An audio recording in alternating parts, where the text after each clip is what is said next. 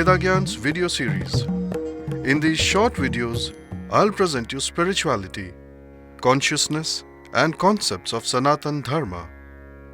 In today's presentation, we shall study the basics of Vedanta. Vedanta is a roadmap of the journey of Atma-Vichaar, or the journey of Self Enquiry. The purpose of this journey is realization of the ultimate reality, the truth about yourself, the truth about the universe, and the truth about happiness. More than 3,000 years back, on this land of spirituality, the people of India, they had a set of beliefs, they followed a culture, they had a religion, and this religion was known as Sanatan Dharma. Sanatan Dharma is the original name of what we call today Hinduism.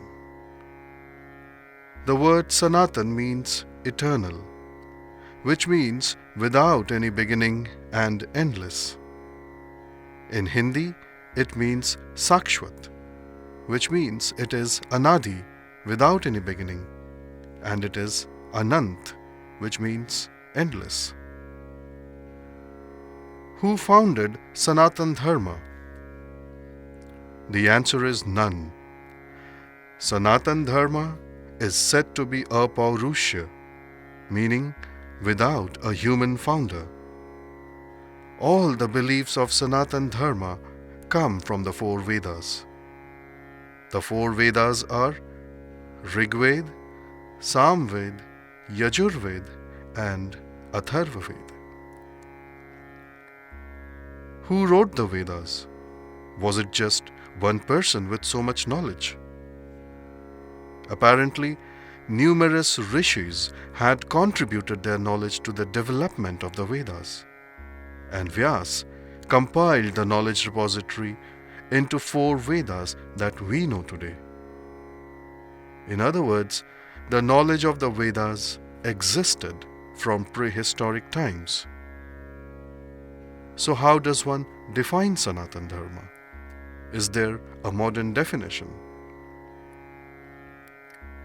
A modern definition of Sanatan Dharma is like this: acceptance of the Vedas with reverence, recognition of the fact that the means or ways of moksha are diverse, recognize the universal law of cause and effect, engage in self-enquiry and look for truth within, and the realization of the conscious self. And that indeed are the distinguishing features of Sanatan Dharma. As I said before, all the beliefs of Sanatan Dharma come from the Vedas. The Vedas are the oldest extant scriptures of Sanatan Dharma. The Vedas are divided into two parts, Karma Khand and Gyan Khand. The Karma Khand contains the rituals, while the Gyan Khand contains the knowledge. The Karma Khand is further divided into three parts, Brahmana, Samhita, and Aranyakya, and these contain the description of the rituals, prayers, and meditation. The Gyan Khand, on the other hand, contains the knowledge, and this knowledge is written into the Upanishads. There are 6 schools of thought. These are known as Astic schools, as they consider the Vedas to be the authority. Nastic are those that do not consider the Vedas to be the authority. These 6 Astic schools, or the orthodox schools, are known as Darshana, which means vision of reality. The 6 orthodox schools are Nyaya, Vaisheshika, Samkhya, Yoga, Mimamsa, and Vedanta. The knowledge, or the Upanishads, are written at the end of the Vedas, and hence the word Vedantaha. The word Vedanta is derived by joining two words, Ved plus Antaha, Vedanta. In other words, Vedanta could be interpreted as knowledge at the end of the Vedas. The Upanishads form the Vedanta. I must emphasize that Vedanta is not a text to go to heaven. It is not a science, it is not a philosophy, it's not a system of belief either. Vedanta is plain knowledge. Vedanta is knowledge about Atma, about consciousness. There are 10 main Upanishads. Consciousness or Atma is the central idea of the Upanishads, and Know Your Atman is the thematic focus of the Upanishads. The Upanishads are written to guide the seeker to discover the ultimate reality, the truth about us, the truth about the cause of our existence, the truth about the cause of the universe. According to the Upanishads, consciousness is the ultimate reality, the truth about us. The Upanishads say that consciousness pervades the entire universe. Consciousness that pervades the entire universe is called Brahman. Brahman or consciousness is the substratum of everything in the universe, the base of everything that is in the universe. Consciousness in living beings is known as Atman. And according to Advaita Vedanta, Atman and Brahman are one and the same, the all-pervading consciousness. What is consciousness? Consciousness is that by which you know what is going on in your mind.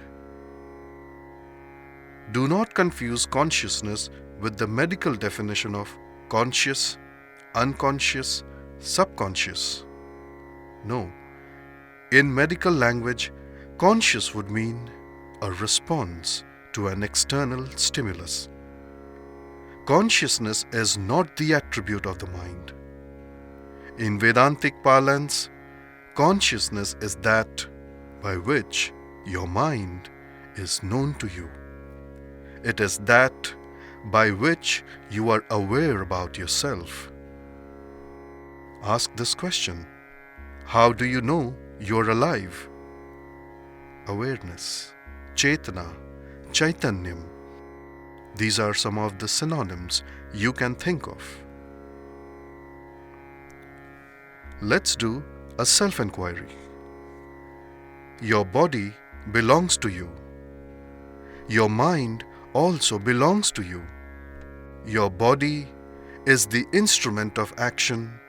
Your mind is the instrument of thought and intellect. If you are the owner of this body and the mind, who are you? Are you different from your mind and body? If so, what is the nature of your existence? You are Atma, consciousness. And just as we are aware about ourselves, aware about our body and mind, similarly, the universe is a conscious system, which means the universe is aware about itself. The universe is aware about the sentient and insentient beings that make up the universe. Life is a stream of experiences, Anubhav Dhara. An experience takes place when I, the subject, interacts with an object. Anything that is known to me is an object. My body is known to me. My mind is also known to me. Hence, both are objects. I am the conscious observer of the experiences of my mind. Here I means Atma. Atma is the awareful witness of the experiences of the mind. Atma or consciousness does not have any physical and chemical attributes by which it can be understood and described. It is formless, shapeless, attributeless, and cannot be perceived by human senses. It is indescribable. So what is its true nature? Its true nature is Sat Chit Anand. Now, an interesting question comes to my mind.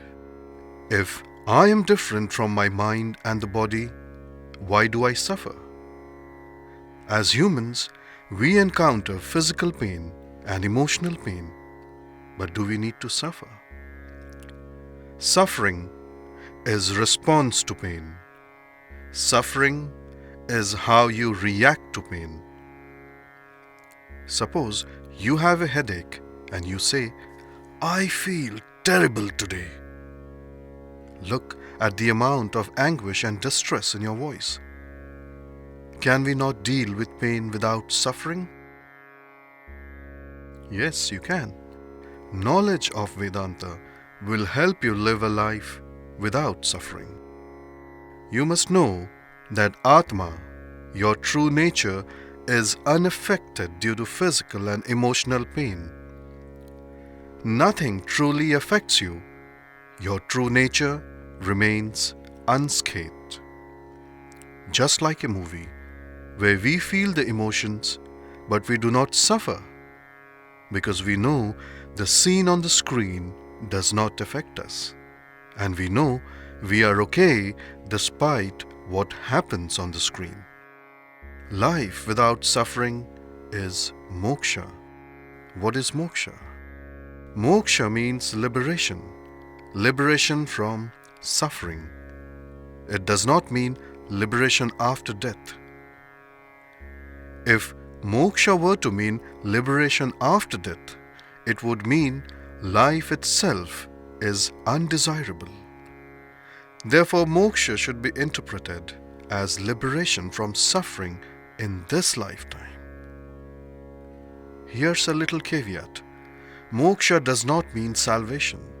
Salvation is an European concept, and it is not a synonym for moksha.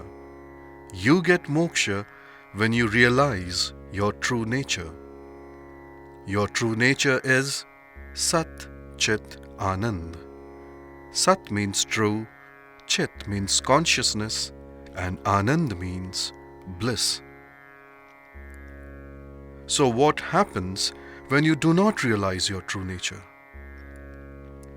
Desire sets in. You search for happiness in objects. You feel incomplete. There is a sense of something missing in life. That sense of, "I wish I had it." You feel something lacking in us.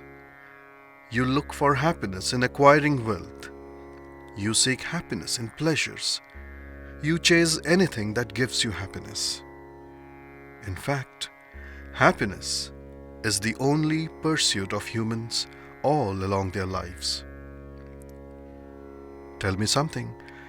We feel happy when we eat an ice cream. Is happiness an ingredient of the ice cream? No. So where did happiness come from? Happiness is within you.